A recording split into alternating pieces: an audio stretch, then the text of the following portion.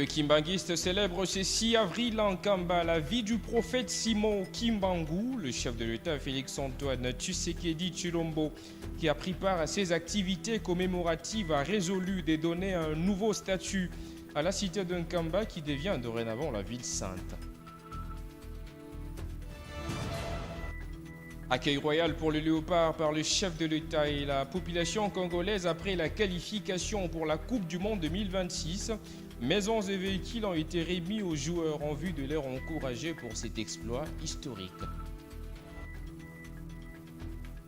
Au Cameroun, muscle son dispositif institutionnel. Le Parlement a adopté une révision constitutionnelle majeure marquant le retour après plusieurs décennies du poste de vice-président.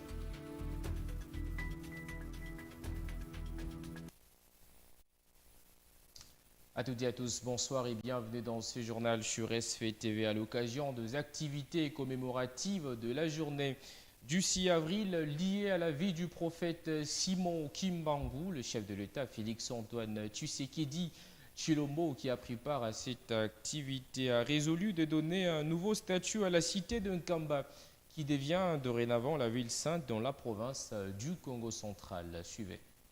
Le 6 avril est comme un jour férié, chômé et payé na Congo-Kinshasa. Kasi sima ya masolo touti kozwa na papa Simon nazui lisusu décision ya sika.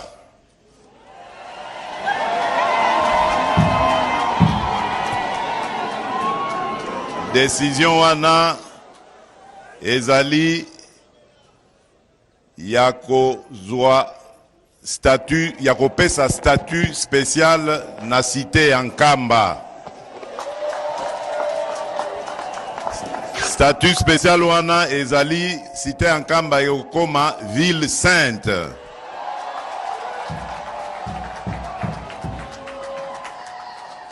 Malamuto malamute. Esengote. Voilà, moi maloba moke nazaki na yango, na pesi bino mbote, botika la malamu nzamba batela bino, et tokoya komona na mbalasima. Merci mingi.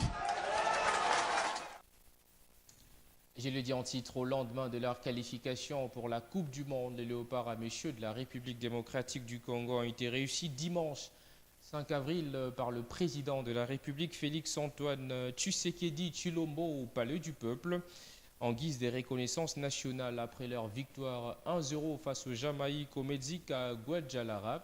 Le chef de l'État Félix-Antoine Tshisekedi Tshilombo a octroyé une maison et un véhicule à chaque joueur. Images et commentaires. L'accueil réservé aux léopards au Palais du Peuple marque bien plus qu'une simple cérémonie protocolaire. Est-ce que vous pouvez nous faire revivre, ne serait-ce qu'à travers vos mots? Il s'agit d'un moment chargé de symboles qui consacre une génération des joueurs ayant réussi là où plusieurs autres ont échoué depuis plus d'un demi de siècle. En se qualifiant pour la Coupe du Monde, la République démocratique du Congo renoue avec une histoire longtemps restée, figée depuis l'épopée de 1974. Cette performance sportive a ravivé une fierté nationale, visible dans les rues, sur les réseaux sociaux et dans des discours officiels. Awa tozali pona kosepelisa ba léopard bana na biso babandaki mosala contre Cameroun ba polisi Nigeria suka na yango ba polisi Jamaïque ba memi biso na mondial nayebi ke mingi kati na bino awa babotamaka nanu te tango Congo et kendaka mondial et wana ba benga biso Zaïre lelo bozui chance wana sikoyo ngana yebisi bino boye Mbaloyo tokorate lisusu mondialité. Le football, une fois de plus, démontre sa capacité à rassembler au-delà de clivages politiques, sociaux ou culturels. La décision du président de la République d'offrir une maison et un véhicule à chaque joueur s'inscrit dans cette dynamique de reconnaissance nationale. Elle vise à saluer l'effort, la discipline et l'engagement d'un groupe qui a porté haut les couleurs du pays sur la scène internationale. La République démocratique du Congo devra transformer cette qualification historique en projet sportif solide avec une meilleure planification de matchs amicaux, de qualité et un encadrement technique renforcé. L'enjeu ne sera pas seulement de participer, mais de défendre dignement les couleurs nationales. Et pourquoi pas viser une performance historique, celle de ramener la Coupe du Monde en République démocratique du Congo. Notons que, car au-delà de la gloire du moment, c'est l'avenir du football congolais qui se joue à travers cette génération. Il dit au revoir à tout le monde. Après de fortes pluies ayant causé plusieurs têtes d'érosion sur la route Kimwenda dans l'ouest de la ville, province de Kinshasa, plus de 800 000 habitants des communes d'Nselembao et de Mongafula ont été confrontés à de sérieuses perturbations, notamment dans l'approvisionnement en eau potable. Face à l'urgence, le ministre des Infrastructures et Travaux publics, John Banzalunda, a déployé une task force pour sécuriser la conduite de la Régie des eaux et rétablir la circulation. Détail dans ses commentaires.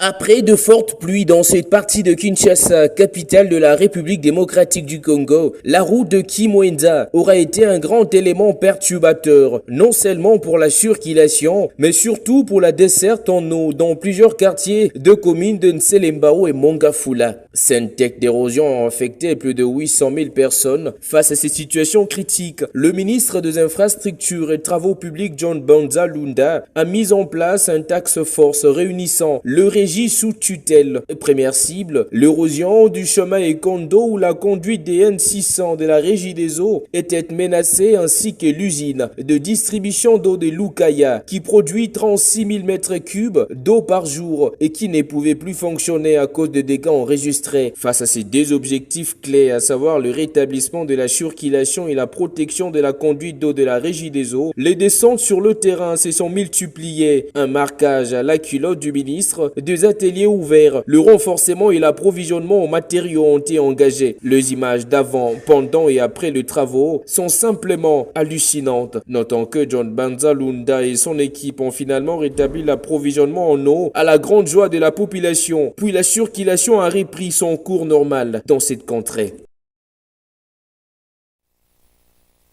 Une nouvelle incursion de rebelles ADF a sémé la terreur à Mombasa dans la province de l'Ituri dans la nuit du dimanche à lundi 5 avril 2026.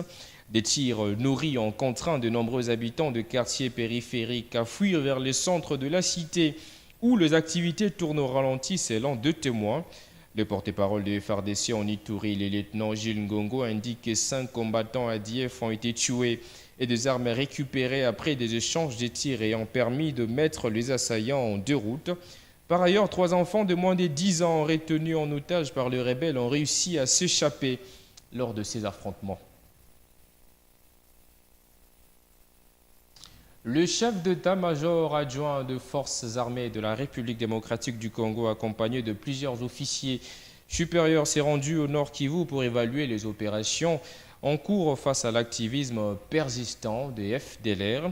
À l'issue d'un briefing sécuritaire et opérationnel, l'autorité militaire a appelé les éléments encore actifs à déposer les armes, tout en réaffirmant la détermination de FARDC à restaurer l'autorité de l'État dans la région. Le détail dans cet élément.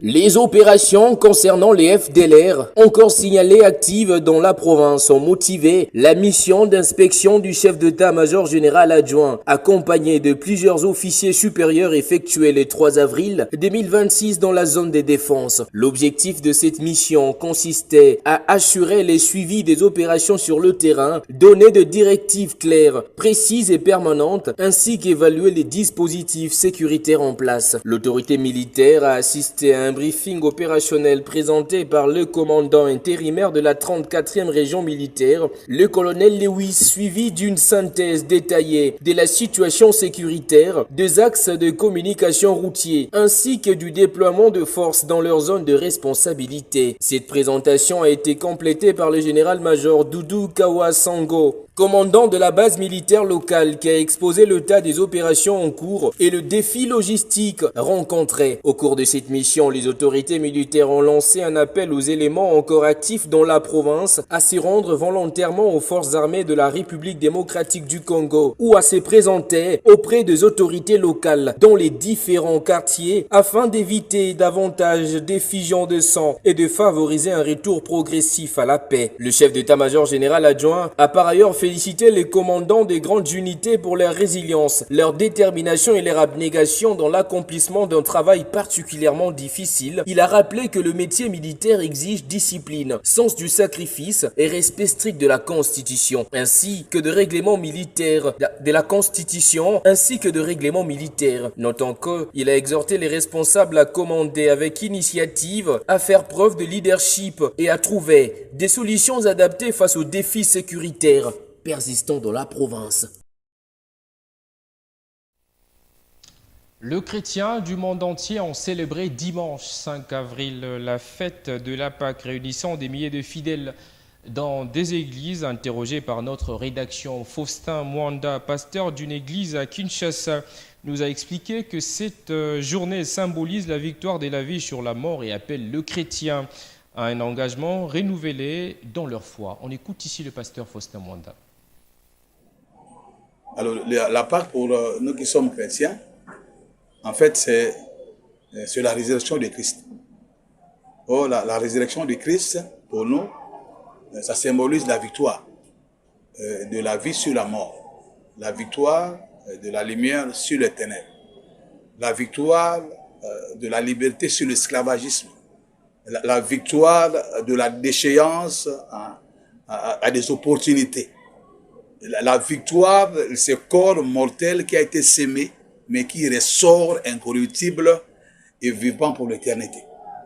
La Pâque, c'est la liberté. Et puis, la Pâque n'a pas commencé avec nous, mais la Pâque a commencé du temps de Moïse. Quand Dieu avait influé 10 plaies au roi ou au pharaon, pour pouvoir libérer le peuple d'Israël, pour aller le servir. Et parce que Pharaon ne voulait pas le laisser aller, alors c'est alors que Dieu prendra des mesures et il va dire à Moïse que voilà, il va vous libérer, mais moi je vais endurcir son cœur jusqu'à ce que je le ferai voir ma gloire. Alors cette nuit-là, Dieu dit à Moïse que chaque juif puisse battre un agneau, ou donner la mort à un agneau, et prendre le sang de l'agneau, le mettre sur le fronton de la maison. Mais sur le sang qui symbolisait l'obéissance de Moïse à Dieu. Et là où il y avait le sang, l'ange de la mort ne passait pas. Et puis, quand Israël est sorti de l'Égypte, en fait, c'est ça qu'on appelle la Pâque de la libération. Ils étaient esclaves autant d'années en Égypte, sous les jougs de Pharaon. Mais quand Dieu a frappé l'Égypte et son Pharaon, il a fini par libérer. Mais le symbole, c'était le sang. Or, le sang de l'agneau qu'on a mis sur le portail, en fait, c'était la préfiguration de sang que Jésus devait verser à la croix de Golgotha pour nous sauver, pour notre rédemption. Parce qu'en fait, nous étions esclaves. Par Adam et Ève, nous étions esclaves, privés de la gloire. Le châtiment de Dieu était tombé sur nous. Il a fallu qu'il y ait un rédempteur, qu'on appelle Goël en hébreu. Et Jésus a été notre Goël, donc le Père rédempteur. Et au lieu de donner à Dieu l'argent, ou les dollars, ou les francs, mais Jésus a dit donner à Dieu son sang comme rançon. Au Cameroun, le Parlement a adopté une révision constitutionnelle majeure, marquant le retour après plusieurs décennies de poste de vice-président. Nommé par le chef de l'État, ce nouveau collaborateur aura pour mission cruciale d'assurer la continuité du pouvoir en cas de vacances. Le détail avec Luxel Lucet. Le Parlement a adopté une révision constitutionnelle, réintroduisant le poste de vice-président supprimé depuis plusieurs décennies. Le vice-président sera nommé directement par le chef de l'État, Paul Biya, et aura pour mission principale d'assurer la continuité du pouvoir en cas de vacances. Le texte a été largement approuvé avec 200 voix pour contre 18. Pour les autorités, cette réforme vise à prévenir toute crise institutionnelle liée à une éventuelle vacance du pouvoir. Elle permettrait d'assurer une transition rapide et encadrée. Le gouvernement défend ainsi un mécanisme capable de renforcer la stabilité politique et de sécuriser le fonctionnement de l'État. Au-delà de la continuité institutionnelle, cette réforme introduit une nouvelle figure au sommet de l'exécutif. Le vice-président pourrait devenir un acte central de géopolitique, notamment en cas de transition, tandis que l'opposition y voit un mécanisme visant à consolider par le pouvoir en place et à encadrer étroitement la succession à la tête de l'État. La prochaine étape devrait consister en la mise en œuvre rapide de cette révision constitutionnelle avec en ligne de mire la nomination du vice-président par le chef de l'État Paul Biya, une désignation très attendue qui pourrait donner un premier signal fort sur les intentions du pouvoir et l'avenir politique du pays.